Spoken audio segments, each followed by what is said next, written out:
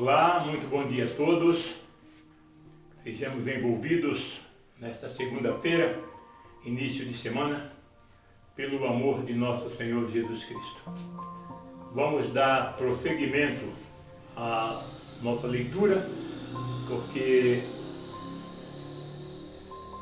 conhecimento é luz, ignorância, a falta do conhecimento é trevas, não é? Então vamos procurar conhecer um pouco mais do nosso universo. Afinal de contas, nós estamos aqui, fazemos parte desse contexto, nascemos em um planeta chamado Terra. Vamos aproveitar a oportunidade para conhecer tudo isso que Deus nos criou, todo o universo, e tudo isso está aqui.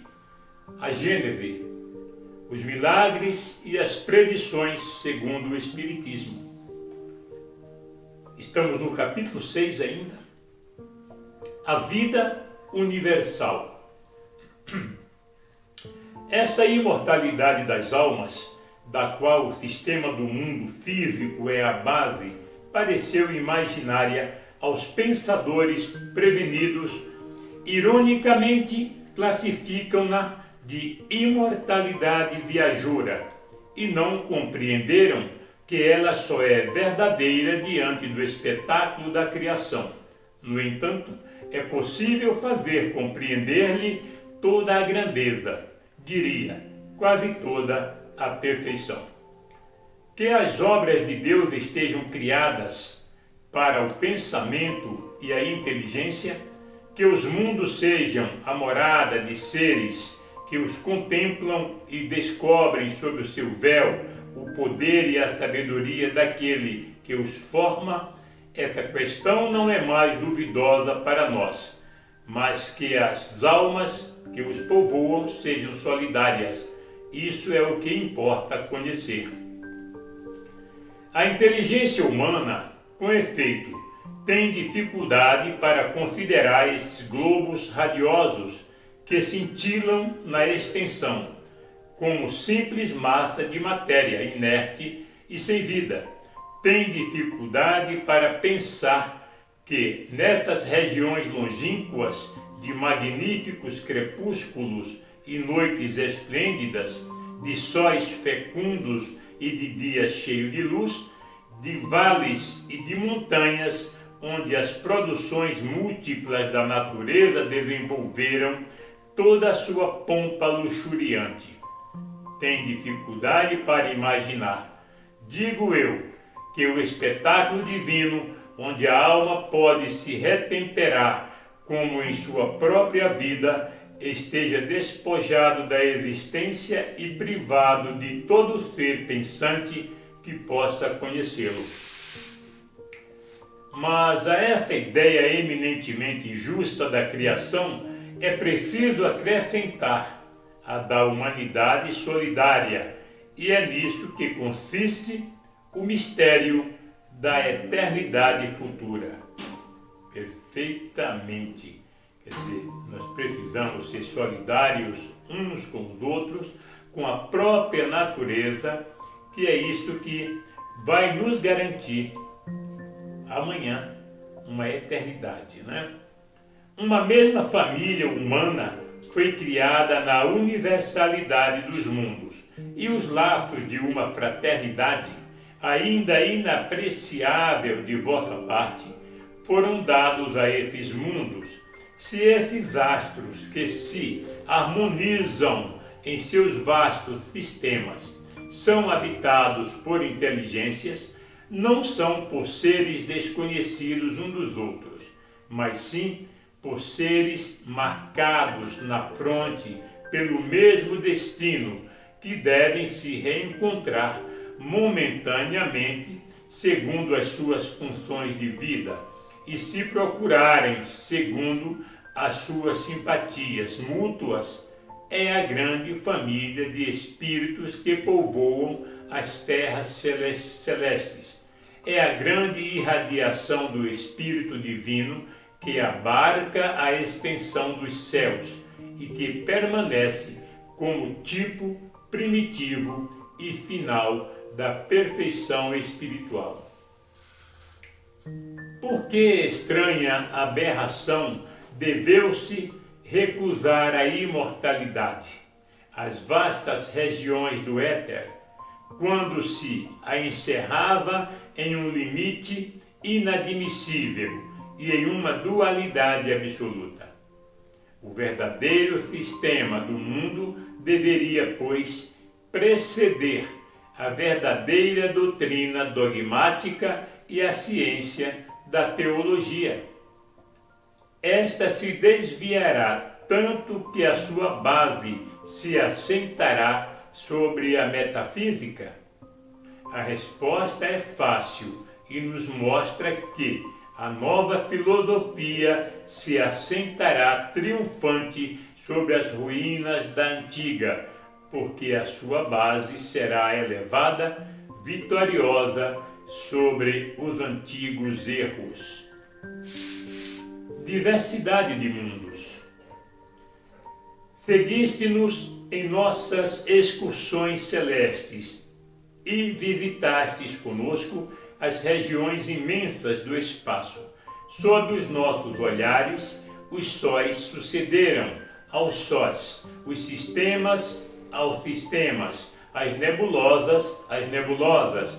O panorama esplêndido da harmonia do cosmo se descortinou diante de nossos passos e recebemos um antegozo da ideia do infinito que não podemos compreender em toda a sua extensão, senão segundo a nossa perfectibilidade futura. Os mistérios do éter descerraram os seus enigmas até agora indecifráveis e concebemos, pelo menos, a ideia da universalidade das coisas. Importa agora determos-nos e refletirmos.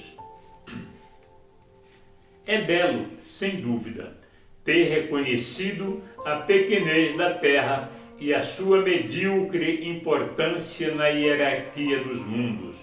É belo haver rebaixado a presunção humana, que nos é cara, e nos havermos humilhado diante da grandeza absoluta. Mas será mais belo ainda interpretar sobre o sentido moral, o espetáculo do qual fomos testemunhas. Quero falar do poder infinito da natureza e da ideia que devemos nos fazer do seu modo de ação nas diversas partes do vasto universo. É uma pena que nós, seres humanos, desrespeitamos essa natureza. E quando nós desrespeitamos a natureza, como vemos aí todos os dias, nós pagamos caro por isso. Hoje nós reclamamos do calor intenso, nós reclamamos das chuvas torrenciais, que quando cai em abundância causa destruição.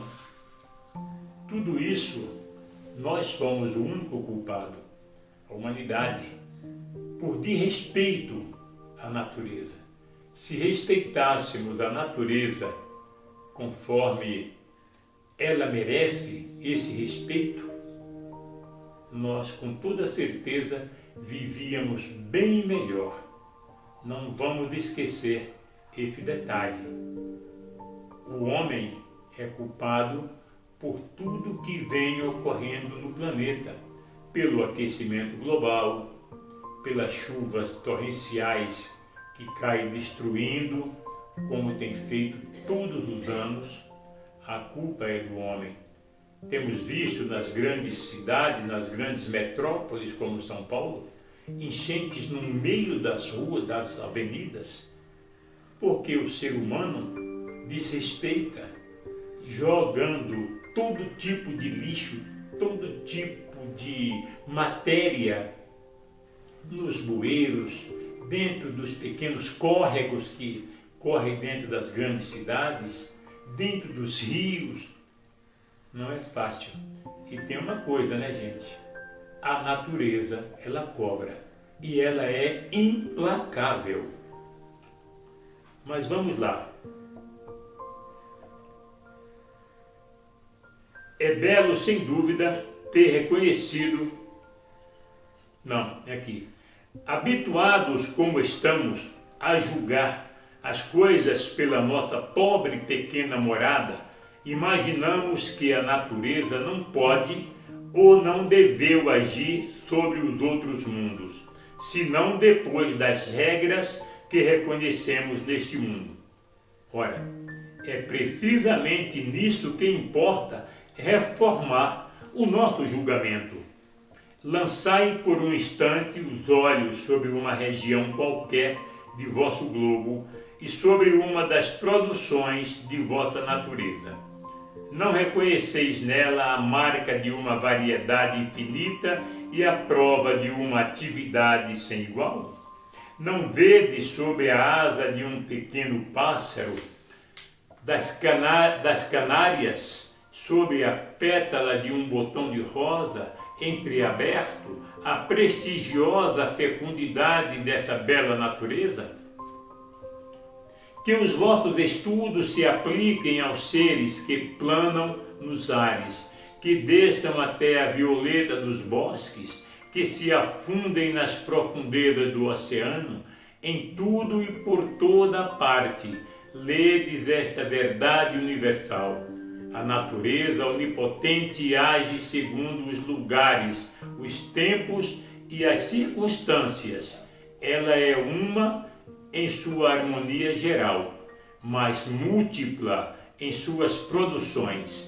Diverte-se com um sol, como com uma gota d'água, povoa de seres vivos um mundo imenso, com a mesma facilidade com que faz eclodir o ovo depositado pela borboleta de outono.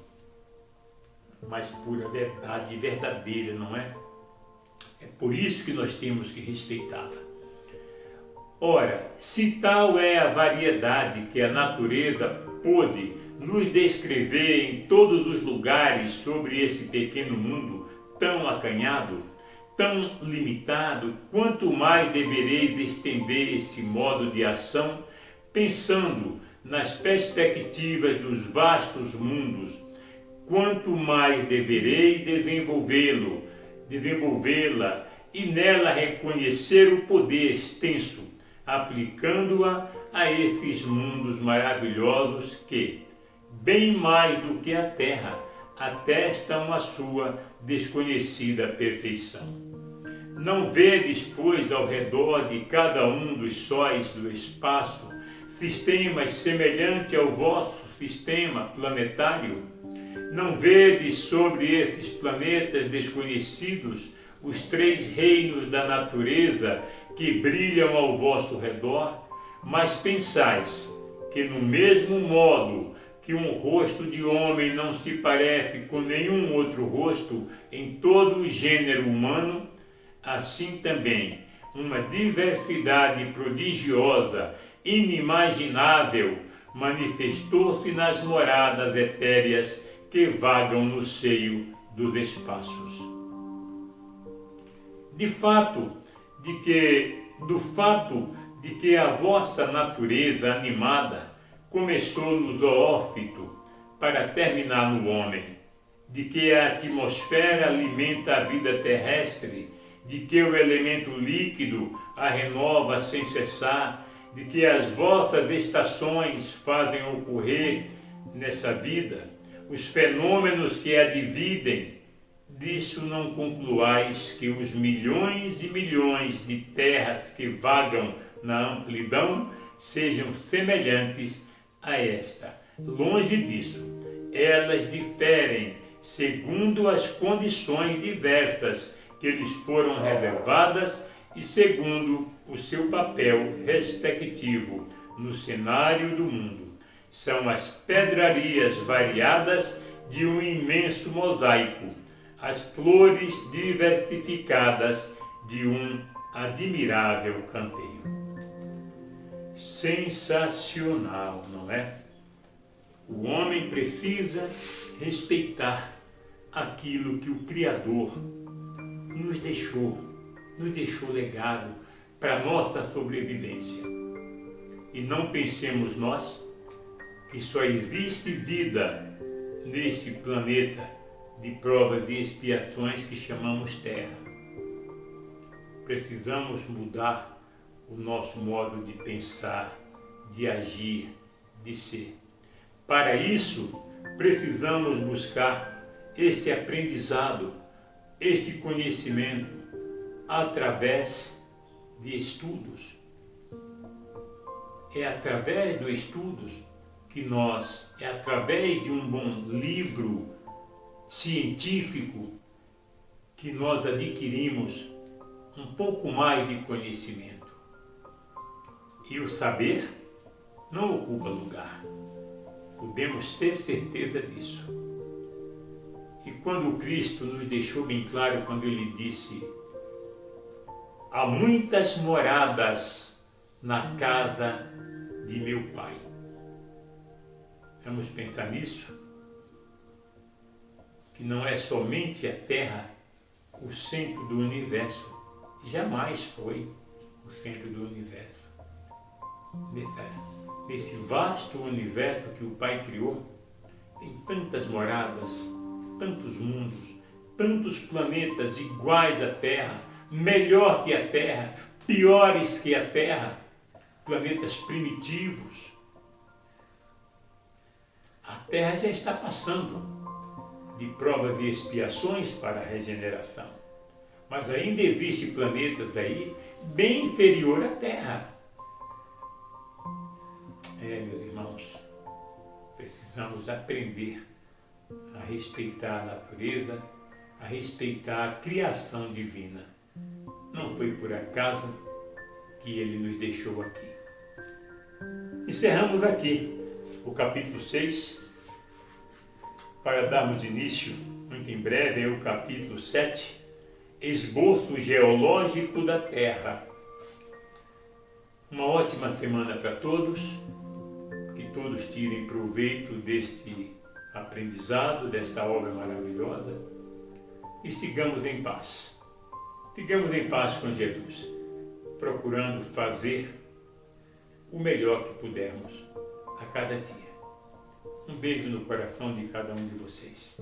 Muita paz, muita luz.